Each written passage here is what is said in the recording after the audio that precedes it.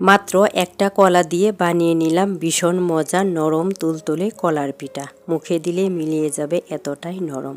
আসসালামু আলাইকুম এভরিওয়ান, কেমন আছেন সবাই? আশা করি সবাই ভালো আছেন। আমিও আলহামদুলিল্লাহ ভালো আছি। তো কলার পিঠাটা কিন্তু খেতে ভীষণ ভালো লাগে। আশা করি ভিডিওটা ভালো লাগবে এবং পুরো ভিডিওটা জুড়ে থাকবেন ইনশাআল্লাহ। তো কলা পিঠা বানানোর জন্য আমি এখানে একটা কলা নিয়ে নিয়েছি। আপনারা চাইলে এটা যে কোনো কলা দিয়ে বানাতে পারেন। সেক্ষেত্রে বিচি থাকলে বিচিগুলো ফেলে দিয়ে এরপর কলাটা ব্যবহার করবেন। তো কলাটা আমি চিলে নিয়েছি আর এখন একটু সামান্য লবণ এড করে দিলাম। এরপর এখানে আমি নিয়ে নিয়েছি 1/3 কাপের চেয়েও কম চিনি। যে চিনিটা আমি ব্যবহার করেছি এতটুকু কলা আর বা এতটুকু ময়দার জন্য একেবারে পারফেক্ট একটা মিষ্টি হবে এতটুকু চিনি দিয়ে। বা আপনারা যদি আরও বেশি কলা ব্যবহার করেন সেক্ষেত্রে চিনিটা আপনাদের প্রয়োজন মতো ব্যবহার করে নেবেন।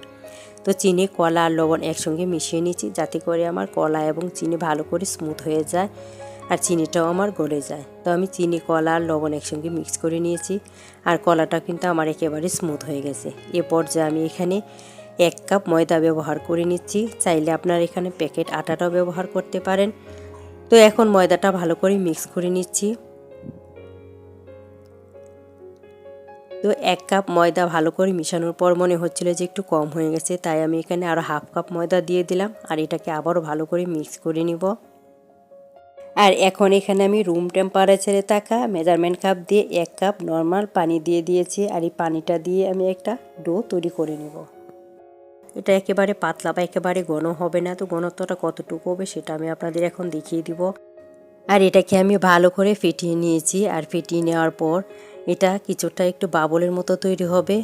আর যত ভালো করে এটা ফেটিয়ে নেবেন ততই দেখবেন পিঠাগুলি সফট এবং নরম তুলতুলে হবে। তো আমার এটা ফেটানো হয়ে গেছে। পুরোপুরি ফাটানো হয়ে গেলে এরপর এখানে আমি 2 চিমটি পরিমাণে সোডা দিয়ে দিব। বেকিং সোডা আমি 2 চিমটি পরিমাণ এখানে ব্যবহার করতেছি।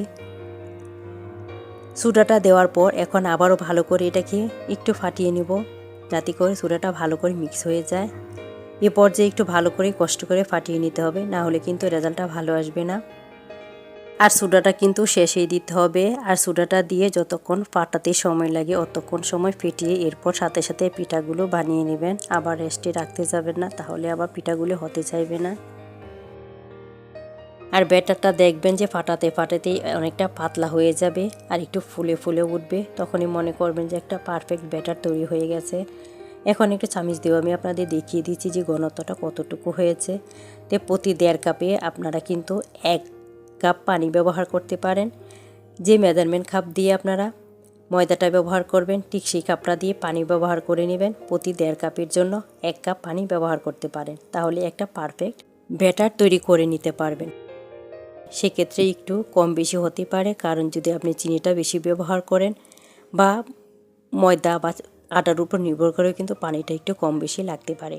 তো অবশ্যই পানিটা যখন ব্যবহার করবেন একটু বুঝে শুনে তারপরেই ব্যবহার করতে চেষ্টা করবেন। তো এখন আমি তেলটাও গরম করে নিয়েছি আর পিঠাগুলি আমি কিন্তু ছোটো ছোটো করে দিয়ে দিচ্ছি। পিঠাটা আপনারা আপনাদের পছন্দ মতো সাইজ অনুযায়ী কিন্তু বানিয়ে নিতে পারেন। চুলাটা কিন্তু আমি একেবারেই কমিয়ে রেখেছি, যেহেতু এখানে আমি বেকিং সোডা ব্যবহার করেছি তাই কিন্তু এটা বেশি হিটে ভাজা যাবে না।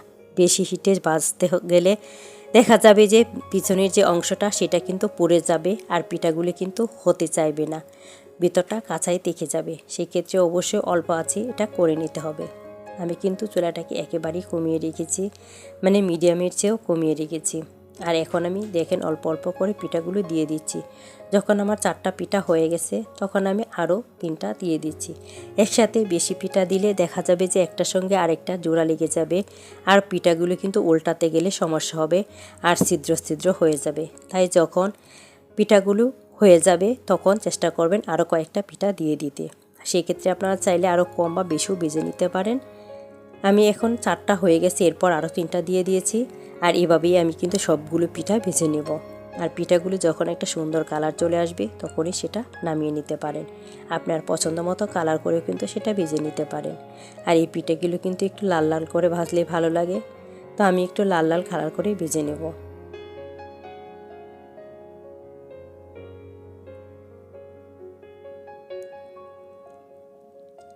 আর সোডা দেওয়ার কারণে কিন্তু কালারটাও সুন্দর হবে।